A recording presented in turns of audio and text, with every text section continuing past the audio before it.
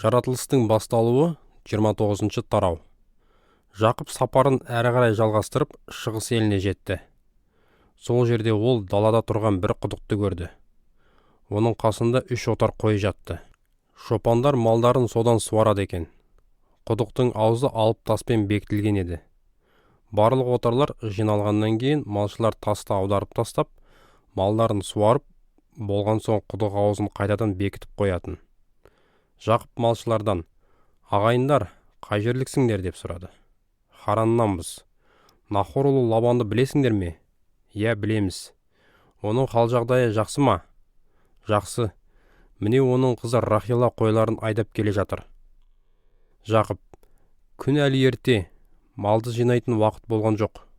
Қойларды суарып өріске шығарыңдар" дегенде, малшылар: "Барлық мал жиналып, құдық аузындағы тас алынып тасталғанша, олай істей алмаймыз. Тек содан кейін ғана малды суарамыз" деп жауап берді. Олар сөйлесіп тұрғанда, Рахила әкесінің ұсақ малдарымен құдық басына келді. Себебі ол да мал бағатын.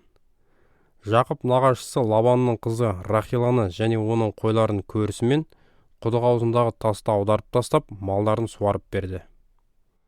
Сонан соң Рахиланың бетінен сүйіп, дауыстап жылап, өзін "Әкеңнің жиені Рабиғаның ұлымын" деп таныстырды. Қыз әкесіне жүгіріп барып, болған жайтты айтып берді. Лабан қарындасының ұлы Жақып туралы ести сала алдынан шықты. Оны құшақтап бауырына қысып, бетінен сүйіп, үйіне алып барды. Жақып Лабанға өзінің неге келгені жайлы әңгімелеп берді. Сонда Лабан: "Сен қандас бауырымсың" деп оған құшағын жайды.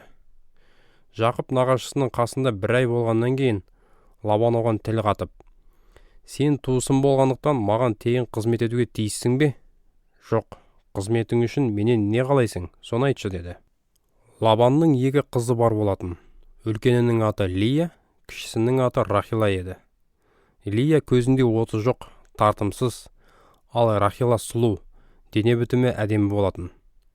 Жақып Рахиланы ұнатып қалып, Лабанға: "Мен сізге кіші қызыңыз Рахила үшін 7 жыл қызмет етуге әзірмін" деп жауап қайтарды. Лабан: "Оны бөтен біреуге ұзатқанша саған бергенім артық. Менің қасымда қал" деп келісті. Осылай Жақып Рахила үшін 7 жыл қызмет етті. Ол Рахиланы өте жақсы көргендіктен, бұл жылдар бірнеше күнде зымырап өте шықты. Уақыты жеткенде Жақып Лабаннан: "Келісілген мерзім аяқталды. Маған қалыңдығымды беріңіз, үйленгім келеді" деп рұқсат сұрады.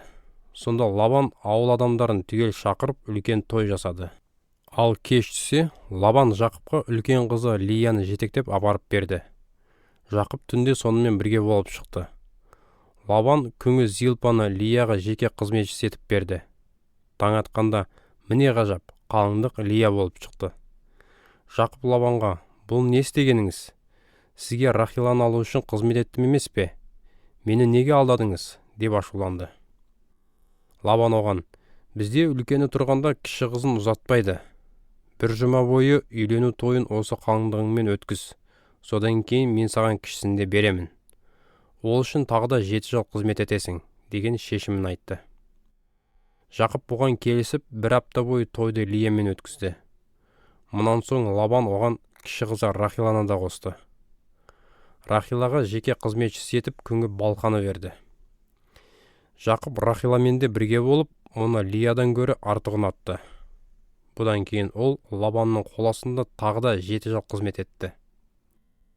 Жаратқан ие Жақыптың Лияны ұнатпайтынын көрген соң, оған балалы болу қабілетін сыйлады. Ал Рахила бедеу болатын. Сонымен Лия жүкті болып ұл туды. Ол шеккен жәбіріме Жаратқан ие қарады. "Енді күйеуім мені жақсы көретін болады" деп баласына Рубен, "Қара, бір ұл" деген ат қойды.